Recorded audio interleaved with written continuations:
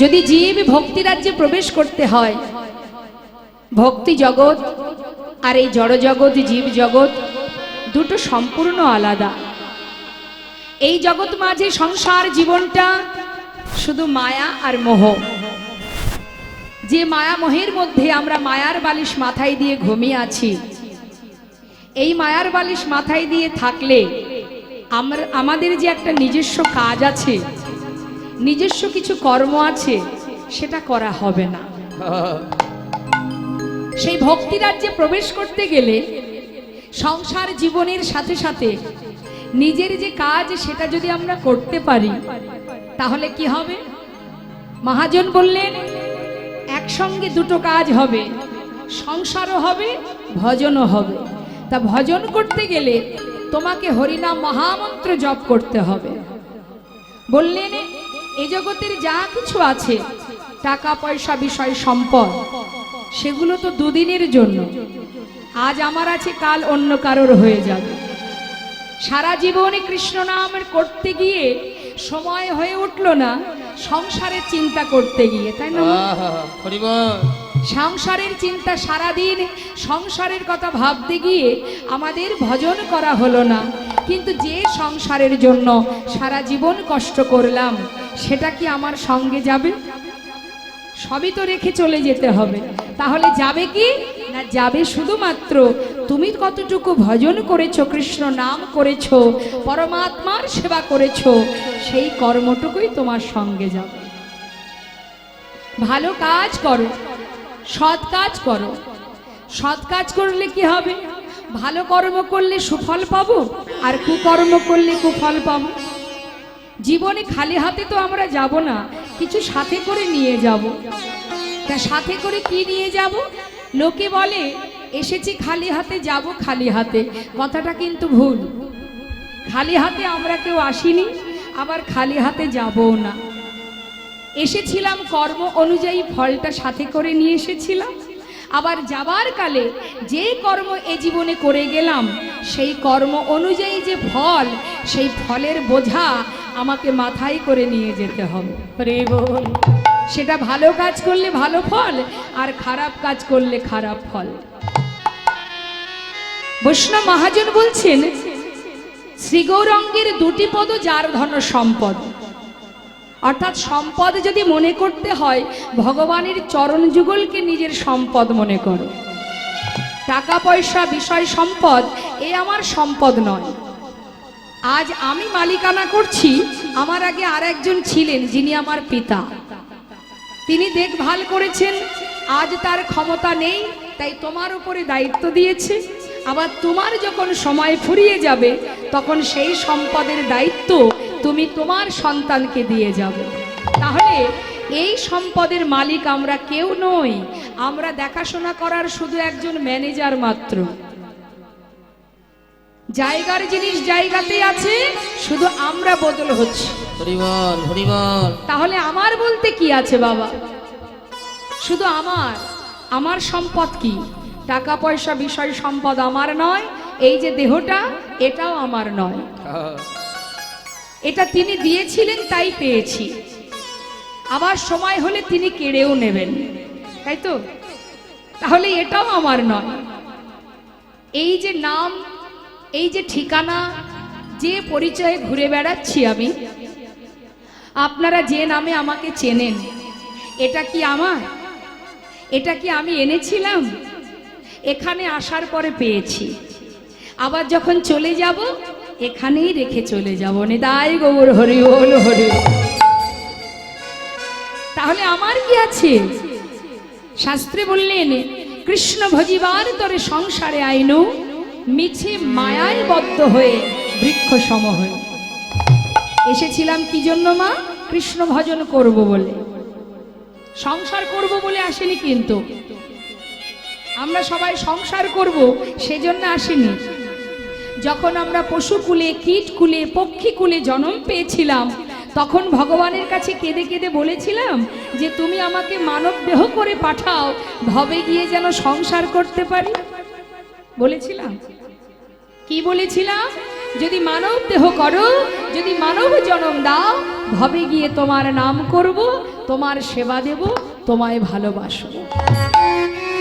এ কথাটা বলেছিলাম, কিন্তু ভবে এসে হলো কি, মায়া পিশাচি গ্রাস করলো। ভগবান বললেন, বেশ, তুমি মায়ার সংসারে সন্তান আত্মীয় পরিজন তাদেরকে নিয়ে জীবন কাটাচ্ছ, বেশ, তাতে কোনো দুঃখ নেই, কিন্তু নিজের কাজ যদি ভুলে যাও তাহলে সাধের মানব জন্ম পাওয়া বৃথা হয়ে যাবে। আবারও তোমাকে সেই 84 লক্ষ জনে ভ্রমণ করতে হবে, পিশাচকুলে জন্ম নিতে হবে, যেমন কর্ম করবে তুমি ফলটা তোমাকে তেমনই পেতে হবে। একদিন দুদিনের তো আশা নয়, আমাদের এই সুন্দর দেহটা যে পেয়েছি একবার নয়, এটাই আমাদের প্রথম জন্ম নয়। একটু মন দেবেন কথাগুলো। এই যে মানব জন্মটা পেয়েছি এটা আমাদের অহংকার, অনেক সাধনা করে তবেই পাওয়া এই দেহটা। এর আগেও জন্ম পেয়েছি। শাস্ত্রী মহাজন বলছেন, জলজা নবলক্ষানি স্থাবরা বিংশতি কৃমিয়া রুদ্র সংখ্যক পক্ষিনাং 10 লক্ষকম 30 লক্ষানি পশু মানুষটা 24 লক্ষানি মানবা। তার মানে এর আগে আমরা কোন জন্ম পেয়েছি? বললেন জলজা নবলক্ষানি, জলের প্রাণী হয়েছি 9 লক্ষ বার। স্থাবরা বিংশতি, বিংশতি মানে 20 লক্ষ বার কি হয়েছি? বৃক্ষ গুল্মাদি, যত আছে বৃক্ষাদি, সেই বৃক্ষকুলে জন্ম পেয়েছি 20 লক্ষ বার। সেখান থেকে আবার আমাদের এই বিশ্ব ব্রহ্মাণ্ড ভ্রমণের জন্য পাঠিয়ে দিল কৃমি কীট কুলে। 11 লক্ষ বার হলাম, কৃমিয়া রুদ্র সংখ্যক, রুদ্র মানে 11 লক্ষ বার হলাম কৃমি কীট। তখনও গোবিন্দ চরণে পৌঁছায়নি মা। আবার পাঠিয়ে দিল পক্ষী কুলে, পক্ষিনাং 10 লক্ষ কম, বনের পাখি, যত রকমের পাখি আছে সমস্ত কুলে আমরা জন্ম পেয়েছিলাম। সেই পথ অতিক্রম করে পাঠিয়ে দিল আমাদের পশুকুলে। 30 লক্ষ বার এই পৃথিবীতে এসেছি, পশু হয়ে জন্ম পেয়েছি, বাঘ হয়েছি, সিংহ হয়েছি, হাতি হয়েছি, ঘোড়া হয়েছি, কুকুর হয়েছি, বিড়াল হয়েছি, আর ভগবানের কাছে কেঁদেছি, প্রভু আর ভালো লাগে না, আর এ জন্ম দিও না। যে জন্ম পেলে তোমাকে সেবা দেওয়া যায় না, যে জন্ম পেলে বদনে তোমার নাম উচ্চারণ করা যায় না, সে জন্ম আর দিও না। এমন জন্ম তুমি দেবে যে জন্ম পেলে তোমার নাম উচ্চারণ করা যায়, দুহাত দিয়ে তোমাকে সেবা করা যায়। কি গো মা, মন্দিরের ভিতরে যদি এখন কোনো পশু যায়, আপনারা কি তাকে ঢুকতে দেবেন? দেবেন কি? তাকে বাহির করে দেবেন। কিন্তু একটা মানুষ যদি যায়, তাকে বাধা দেবে না। তার মানে ভগবানের সেবার উপযুক্ত জন্মই হচ্ছে এই মানব জন্ম। চেয়েছিলাম আমরা, দাও মানব কুলে জন্ম, ভবে গিয়ে তোমারই নাম করব, কিন্তু হলো না। এলাম বটে, পেলাম সেই সুন্দর দেহ, কিন্তু কোনটি আমার আর কোনটি আমার নয়, কোনটি সার কোনটি অসার, সেই জ্ঞান শূন্য হয়ে আসল স্বরূপ সত্তা ভুলে গিয়ে যার সন্তান আমরা, যার দাস আমরা, তার কথা ভুলে গিয়ে সবাই মায়ার সেবা করে চলেছি। কিন্তু মায়া তোমাকে ততদিন ভালোবাসবে যতদিন তোমার ক্ষমতা থাকবে। যেদিন ক্ষমতা ফুরিয়ে যাবে, এই মায়াও তোমাকে ত্যাগ করে দেবে, সেদিন আর তোমার পাশে কেউ থাকবে না। আজ তুমি আমার, আজ তুমি আমার, কিন্তু কোন দিন তুমি পর হয়ে যাবে জানো? যেদিন তোমার 10 ইন্দ্রিয় ষড়রূপ শিথিল হয়ে যাবে, চলার শক্তি থাকবে না, বলবার শক্তি থাকবে না, ঘরের এক কোণে বসে থাকবে, সেদিন কিন্তু বুঝবে কে তোমার আপন আর কে তোমার পর। তাই তো বৈষ্ণব মহাজন বললেন, জগতে আপন পর এই জ্ঞানটুকু যার মধ্যে এসে গেছে, তাকে আর ভজন থেকে দূরে সরাতে কেউ পারবে না। যদি কোনো জীব একটিবার ভগবানের স্মরণ করে, দুটি বাহু প্রসার করে, আত্মনিবেদন করে যদি বলতে পারে, দয়াময় তুমি শুধু আমার আর আমি তোমার,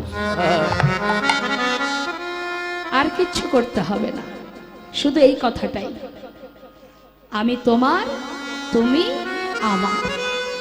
ভগবান বললেন সেই ভক্তের চরণে আমি যুগ যুগ ধরে দাস হয়ে পড়ে থাকি। নিতাই গৌর হরি বল, হরি বল, হরি বল। যদি এমন ভাবে নিজেকে সঁপে দিতে পারো, কলিযুগে কোনো কষ্ট নেই মা। মহাপ্রভু কত সহজ উপায় দিলেন, বললেন যদি জীব সাধন ভজনে যাগ যজ্ঞ না করতে পারে, কলিযুগে তো কিছুই নেই, শুধু বদনে মহামন্ত্র জপ করো, হরিনাম করো, হরিনাম শ্রবণ করো, যেভাবেই করবে তাতেই মঙ্গল। বললেও মঙ্গল, শুনলেও মঙ্গল। আহা, দেখবেন কিছু কিছু জায়গার নাম আছে ভগবানের নামে, আছে কি না মা? যেমন দুর্গাপুর, মা দুর্গার নামে তো দুর্গাপুর। বেশ, কৃষ্ণনগর, বিষ্ণুপুর আছে না, গোপালনগর, এগুলো কি ভগবানের নামে তো? যদি কোনোদিন কোনো কিছু সংকেত করতেও বদনে নাম উচ্চারণ করা হয়, তাতেও মঙ্গল। যেভাবেই বলো না কেন, যদি কেউ বলে আরে যাবি নাকি কৃষ্ণনগর, মুখে উচ্চারণ হচ্ছে তো। নাস্তিক ব্যক্তি জীবনে ভগবানের নাম করে না, কিন্তু সেই জায়গায় যেতে গেলে তাকে তো বলতে হবে কোথায় যাচ্ছিস, কৃষ্ণনগর। নিতাই গৌর হরি বল। শাস্ত্রে বললেন যেভাবেই বলো তাতেই উপকার। তার প্রমাণ মা সন্তানের নাম রেখেছে ভগবানের নামে। বলি একটু মন দিয়ে শোনো, সন্তানের নাম রেখেছে ভগবানের নামে। আগেকার সময় এটাই করতো, এখন আর করে না। করে কি বাবা? এখন সব কত নিত্য নতুন নাম বেরিয়েছে, তাও কি বিদেশি নাম, দেশি নাম নয়। জনি, বনি, রনি, তাই না? আর আগেকার সময় নাম রাখতো ভগবানের নামে। তা ভগবানের নামে নাম রেখেছে, নাম দিয়েছে কি নারায়ণ। কে দিয়েছে? অজামিল, যে ছিল বাবা একটু দৈত্য, কিন্তু জাতিতে ব্রাহ্মণ। সে জাতিতে ব্রাহ্মণ, কিন্তু তার কর্ম ছিল নিচু প্রকৃতির, মানে যত হীন কর্ম করত, সে চুরি করত, ডাকাতি করত। হ্যাঁ, তা সেই অজামিলের ঘরে একদিন এক মুনি এসেছিলেন ভিক্ষা করতে। সেই মুনিটিকে, তিনি হচ্ছেন, তার নাম হলো লোমশ মুনি। এখন এই লোমশ মুনির একটু শারীরিক জ্বালা হয়, অসহ্য যন্ত্রণা হয়। এখন সেই যন্ত্রণা নিবারণের জন্য দেবর্ষি নারদ এসে বলেছিল, মুনিবর আপনার এই রোগ ভালো হওয়ার একটাই উপায় আছে, সেটা হচ্ছে জাতিতে উঁচু, স্বভাব নিচু এরকম কোনো ঘর থেকে যদি আপনি ভিক্ষা করে এনে রন্ধন করে খান, আপনার রোগ ভালো হয়ে যাবে। মা বুঝতে পারছেন তো কথাগুলো? এবার সেই লোমশমণি চারিদিকে খুঁজতে শুরু করলেন যে স্বভাব তার ছোট নিচু, কিন্তু জাতিতে উঁচু কে আছে। খুঁজে খুঁজে ওই যে অজামিল, অজামিলের বাড়িতে গেলেন। অজামিলের স্ত্রী তাকে ভিক্ষা দিলেন, আর ভিক্ষা দেওয়ার সময় দেখলেন তার কোলে একটা ছোট্ট পুত্র সন্তান। এখন ভিক্ষা করে নিয়ে এসে রন্ধন করে সেবা করার পর তার যখন রোগ ভালো হয়ে যায়, তখন মনে মনে ভাবলেন যে সে যখন আমার এত বড় উপকার করলো, আমি তার একটা বর দিয়ে আসি। তা কি বর? আবার গিয়ে অজামিলের বাড়িতে গিয়ে বলে উঠলেন, দেখো তুমি যখন আমার এত বড় উপকার করেছো, আজ আমি তোমাকে, তোমার এই ছোট্ট সন্তানকে, সবার ছোট, তা এই ছোট্ট শিশুর আমি নামকরণ করে গেলাম, আশীর্বাদ স্বরূপ এর নাম দিলাম নারায়ণ। হরি বল। ছোট ছেলের নাম নারায়ণ, আর যত বড় ছেলে আছে তার আগের সন্তান যারা, তাদের নাম 1 কড়ি, 2 কড়ি, 3 কড়ি, এইভাবে নাম। এখন মা সন্ধে হলেই ডাকাতি করতে যায়। এইভাবে দিন যেতে যেতে যখন তিনি শয্যাশায়ী, অন্তিম সময় এসে গেছে, শয্যায় শুয়ে আছে, যাবার সময় হয়েছে, যমরাজ দুধ পাঠিয়ে দিয়েছে। আর যমদূতকে দেখে ওই অজামিল ভয়ে ভীত হয়ে আর্তনাদ করে চিৎকার করে ডাকছে। কাকে? ওই যে ছোট ছেলে নারায়ণ, তাকে ডাকছে, নারায়ণ, নারায়ণ, একবার কাছে আয় বাবা, একবার কাছে আয়, নারায়ণ কাছে আয়। ভয়ে ভীত হয়ে ছোট ছেলে নারায়ণকে ডাকছে। আর এমন ভাবে আর্তনাদ করছে, সেই আর্তনাদে বৈকুণ্ঠে নারায়ণের সিংহাসন টলে গেছে। বিষ্ণু লোক থেকে দূত এসেছে। দূত এসে দেখছে যে যমদূত দাঁড়িয়ে আছে। তোমরা কেন এসেছো? ওকে নিয়ে যাবার জন্য? ওর তো যাওয়া হবে না। কেন? দেখতে পাচ্ছ না ও কার নাম উচ্চারণ করছে? তখন যমদূত বলছে, ও তো ওর সন্তানের নাম ধরে ডাকছে, ও তো ভগবানের নাম ধরে ডাকছে না, ছোট ছেলের নাম নারায়ণ, তার নাম ধরে ডাকছে। তখন বিষ্ণুদূত বলে উঠলেন যে যার নাম স্মরণ করেই ডাকুক না কেন, নামটা তো ভগবানের। নিতাই গৌর হরি বল, হরি বল। তাই ভগবানের নাম মুখে যখন উচ্চারণ হয়েছে, ওর জীবনের যত পাপ ছিল সব দূর হয়ে গেছে। তাই ওকে আমরা নিয়ে যাব, তোমরা ওকে নিয়ে যেতে পারবে না। শেষ জীবনে একবার নারায়ণ উচ্চারণ করে সে বৈকুণ্ঠে পৌঁছেছিলেন মা। শাস্ত্রে বললেন, একবার কৃষ্ণ নামে যত পাপ হরে, জীবের সাধ্য নেই জীব তত পাপ করে। ডাকার মতো ডাকতে হবে। তাই শাস্ত্রে বললেন, নাম বললেও মঙ্গল, শুনলেও মঙ্গল। তার নাম শুনলে কি উপকার? কেউ যদি হরিনাম শ্রবণ করে তার কি উপকার? আপনারা এত কষ্ট করে এখানে বসে আছেন, নিশ্চয়ই তো কোনো কিছু পাওয়ার আশায়। তা কি পাবেন? শুনলে কি পাবেন? বললে কি পাবেন? কি বলছে? একটু পদের দিকে মন দেব। শাস্ত্র কি বলছে? শ্রী গৌরাঙ্গের মধুর লীলা,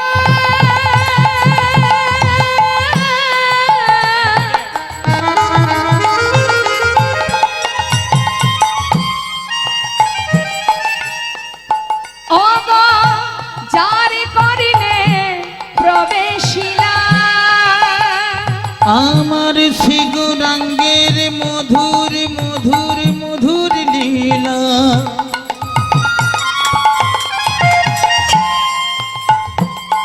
অবতার করেন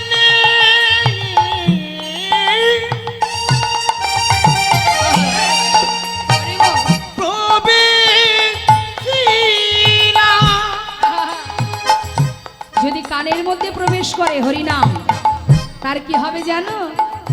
হৃদয় নির্মল ভেলতা, হৃদয় নির্মল ভেলতা, অজ্ঞান ধারে যায় গদুরে, অজ্ঞান ধারে যায় গদুরে, যে জন হরিনাম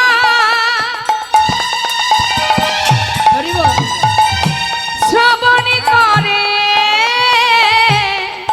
ও তার অজ্ঞান ধার যায় গদুরে। যে জন হরিনাম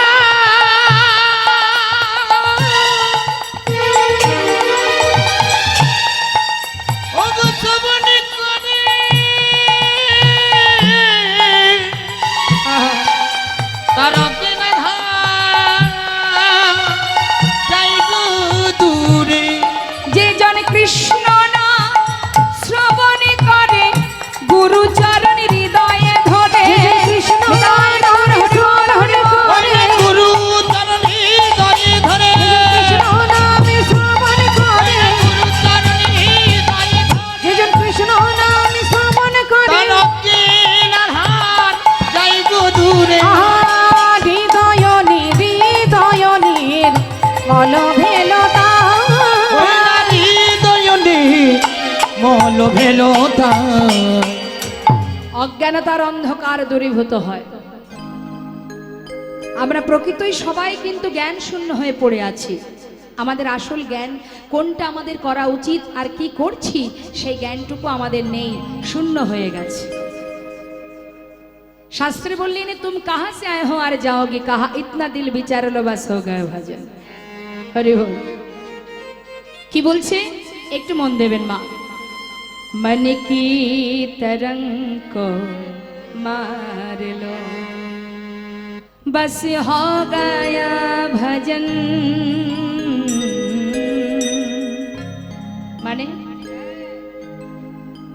বলছে মন কি তরঙ্গ কো মার লো, মনের চঞ্চলতাকে দূর করো।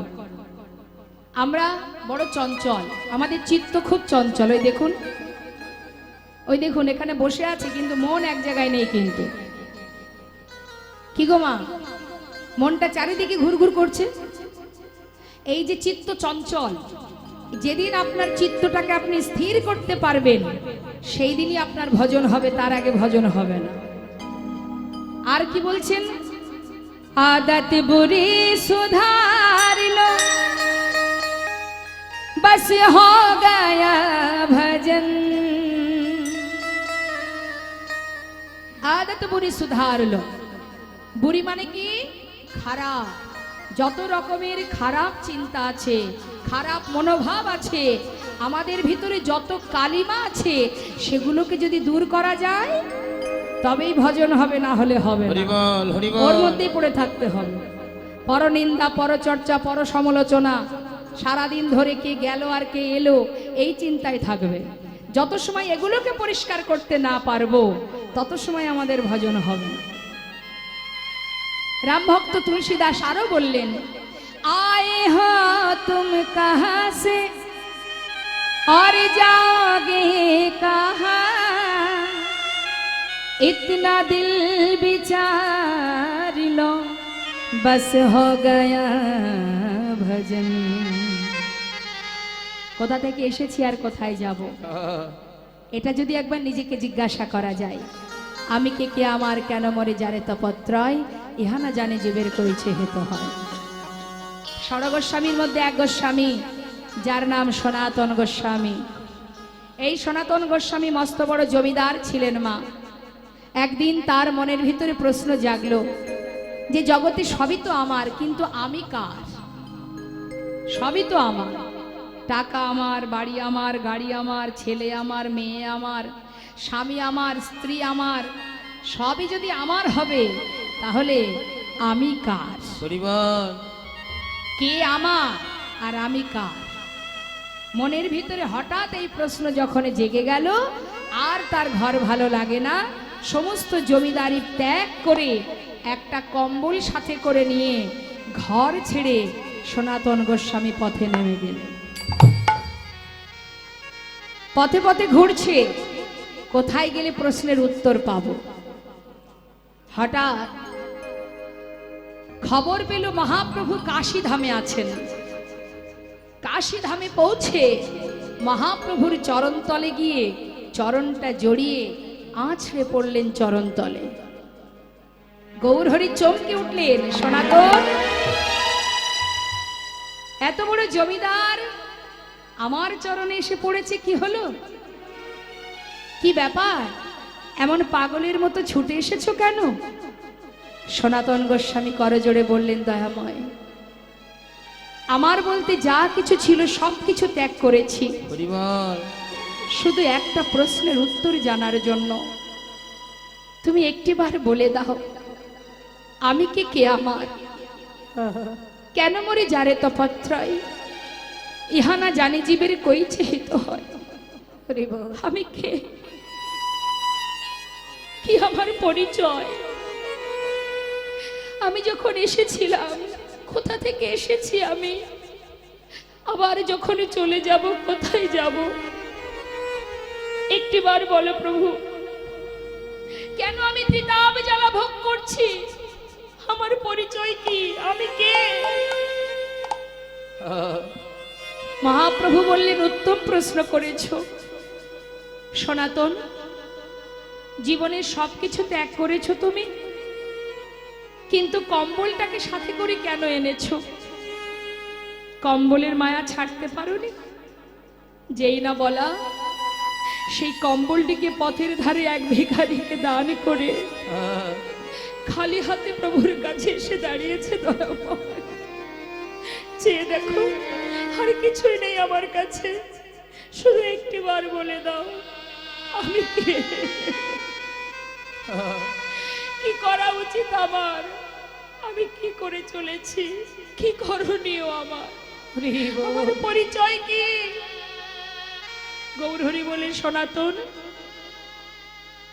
আজ যখন তুমি এই প্রশ্ন করলে, এই প্রশ্নের উত্তর শুধু তোমার জন্য নয়, জগতে সকলের জন্য একটাই উত্তর, একটাই প্রশ্নের উত্তর সকলের জন্য, শুধু তোমার জন্য নয়।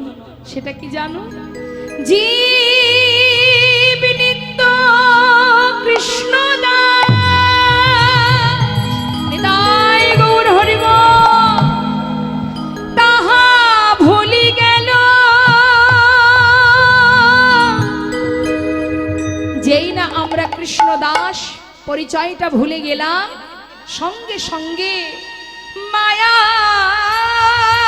পিশাচিতা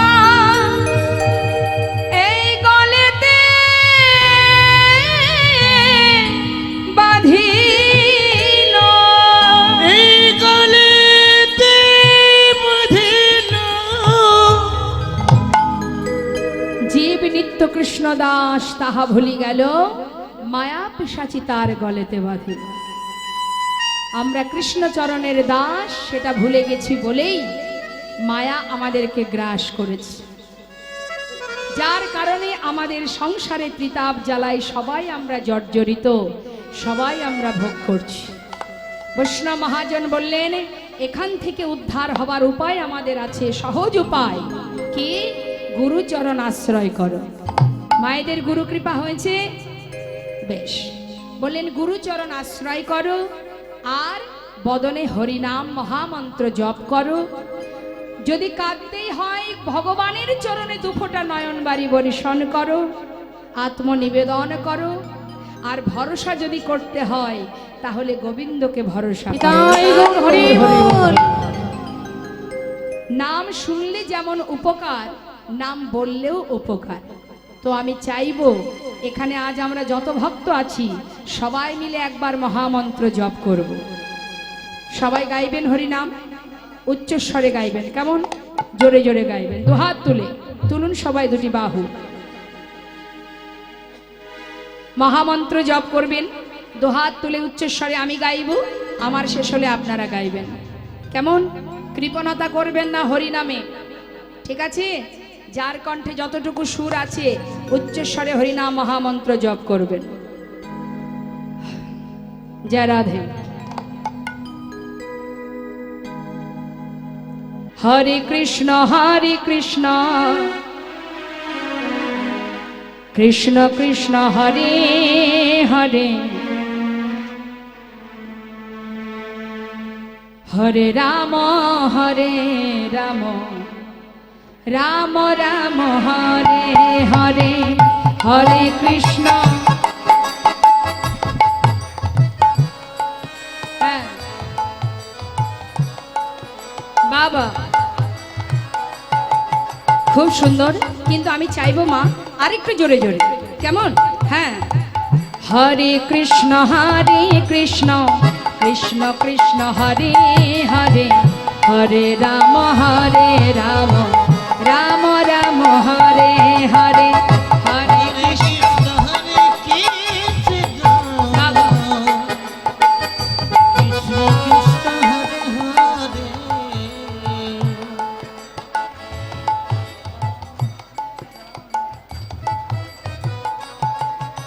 হরি বল। আহা, বলুন বলুন বলুন। হরি বল হরি বল।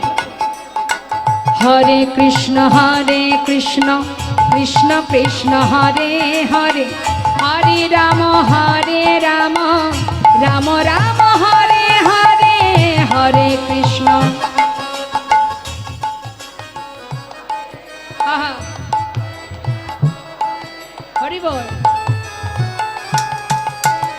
হরে কৃষ্ণ কৃষ্ণ কৃষ্ণ হরে হরে, হরে রাম রাম রাম হরে হরে, হরে কৃষ্ণ।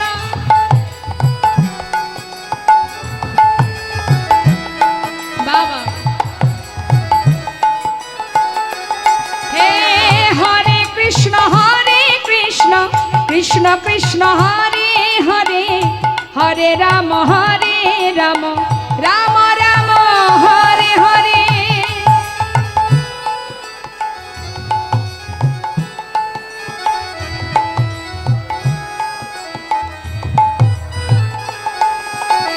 হরে কৃষ্ণ কৃষ্ণ কৃষ্ণ হরে হরে নিতাই গৌর হরি বল গৌর হরি বল।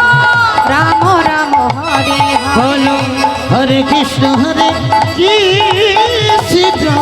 কৃষ্ণ কৃষ্ণ হরে হরে হরে রাম রাম রাম হরে হরে হরে কৃষ্ণ কৃষ্ণ কৃষ্ণ হরে হরে হরে রাম রাম রাম হরে হরে হরে কৃষ্ণ কৃষ্ণ কৃষ্ণ হরে হরে হরে রাম রাম রাম হরে হরে নিতাই গৌর হরি বল গৌর হরি বল। বৈষ্ণব মহাজন বললেন যদি কেউ হরিনাম বদনে উচ্চারণ করে তার কি হবে জানো? আজ পদাবলিতে বলছে যে গৌরাঙ্গের নামে লয় তার হয় কৃষ্ণ প্রেম দয়। যে গৌরাঙ্গের নামে লয় তার হয় কৃষ্ণ প্রেম এই ঘোর কলিকালে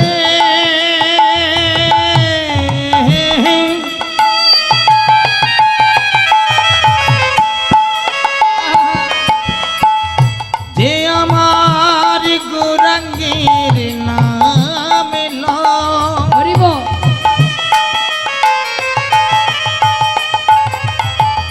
তার কিতাবে জ্বালা দূরে যাবে যাবে যাবে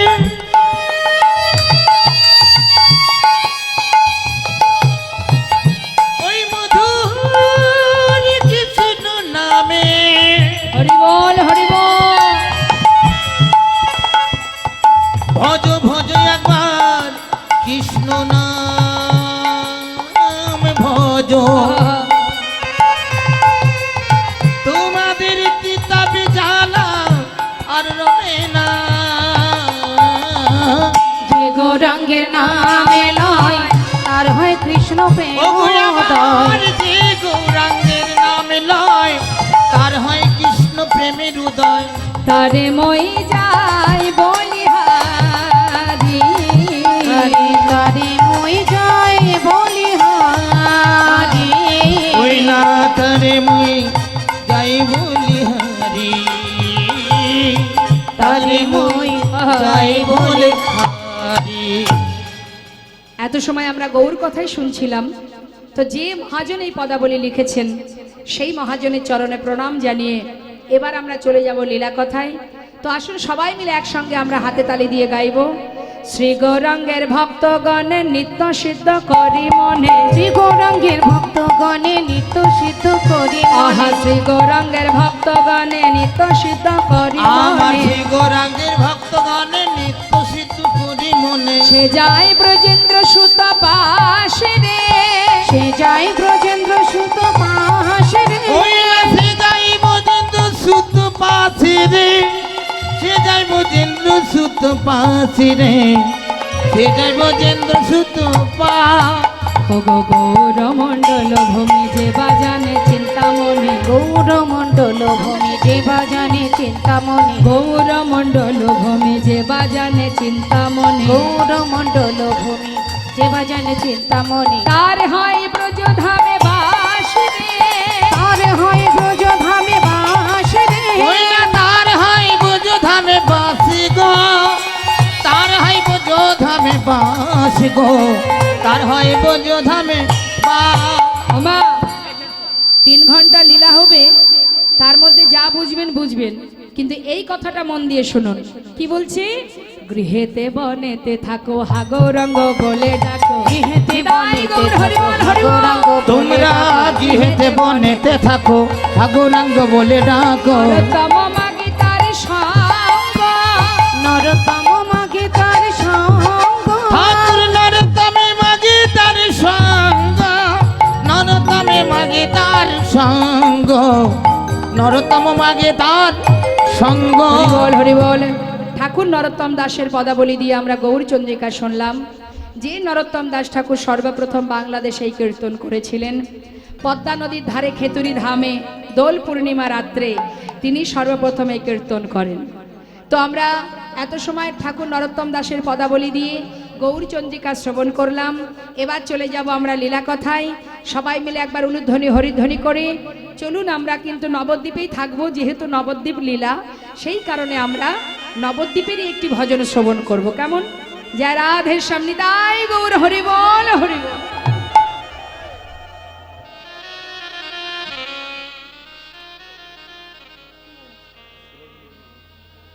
জয় রাধে রাধে। তো আমরা নবদ্বীপে গৌর হরির একটা ভজন শুনি, সবাই মিলে একসঙ্গে ভজন শুনতে শুনতে লীলায় চলে যাব। মায়ের আবার উলোধ্বনি উলোধ্বনি।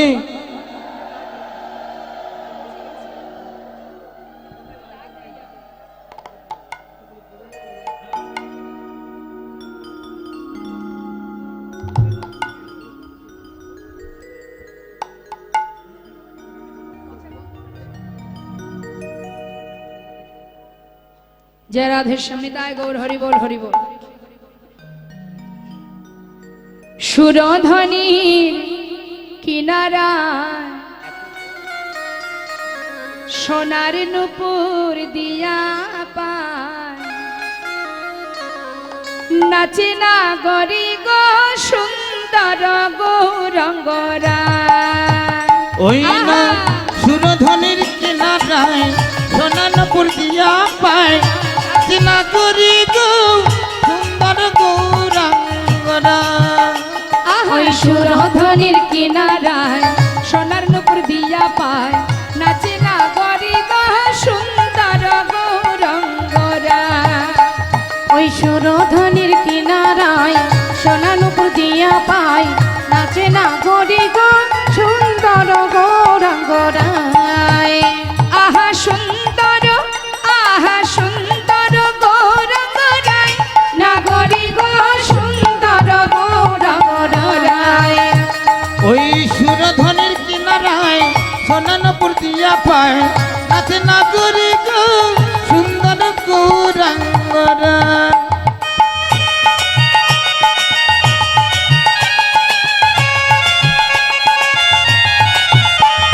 তাই গৌর হরি বল হরি বল।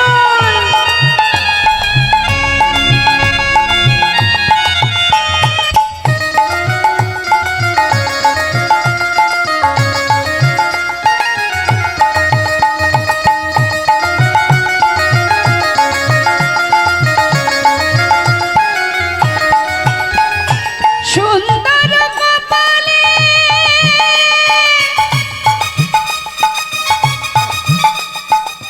সুন্দর তিলক গো,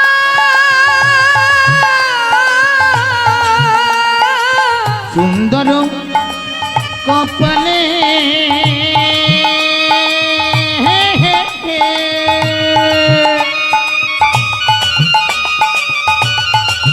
ওই না সুন্দর তিলক গো। হরে কৃষ্ণ।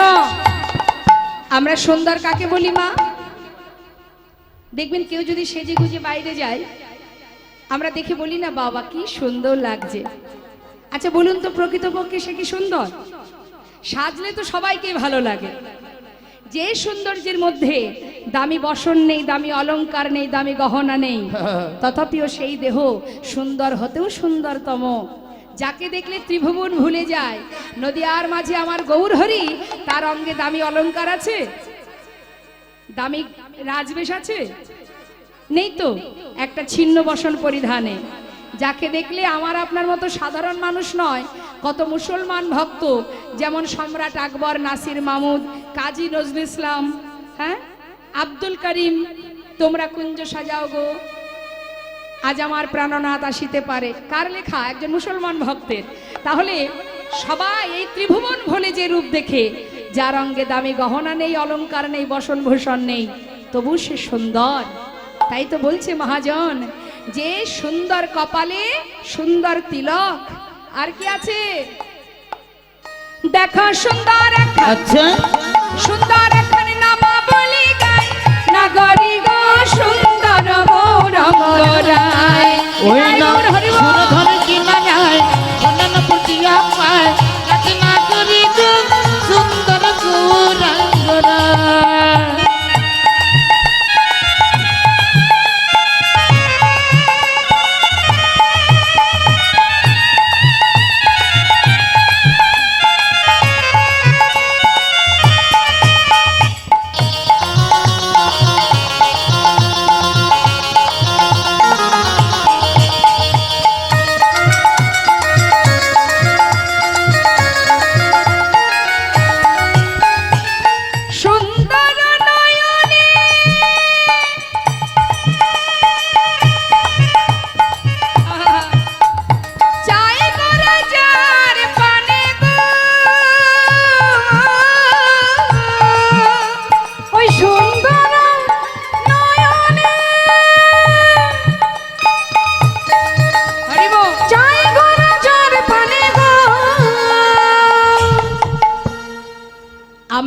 ভগবানকে ভালোবাসি, যাকে চোখে দেখিনি তার কথা শোনার জন্য আমরা সবাই পাগল।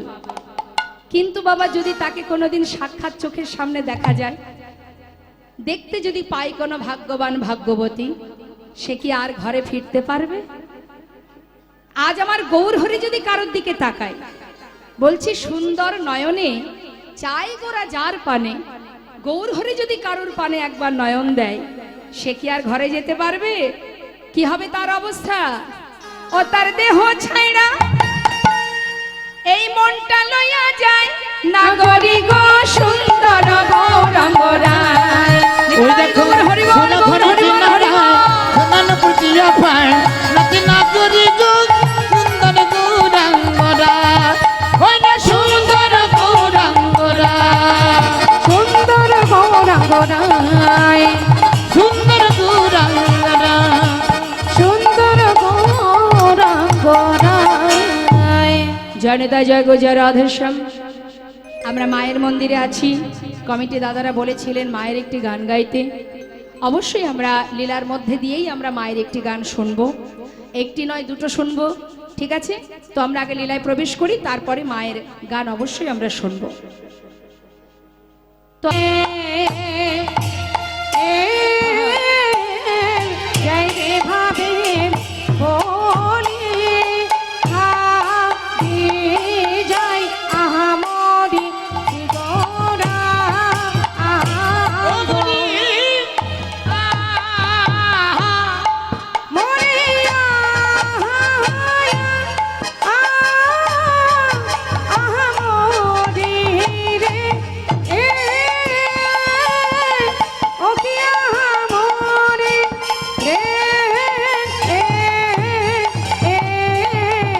শ্রী গৌরাঙ্গে পদ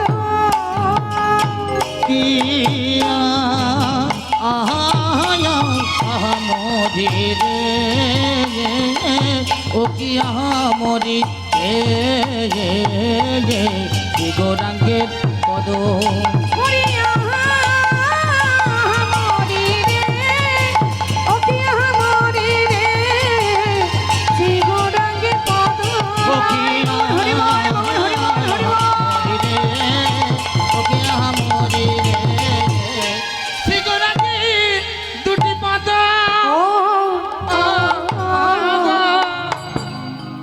শ্রী গৌরাঙ্গের দুটি পদ, যার ধন সম্পদ সে জানে ভক্তির শশা। সে জানে ভক্তির শোষা। নদিয়ার চাঁদ আমার গৌর সুন্দর, তিনি যে হরিনাম জীবের দ্বারে দ্বারে দিয়েছেন, আজ সেই কারণে মহাজন পদাবলীতে বলছেন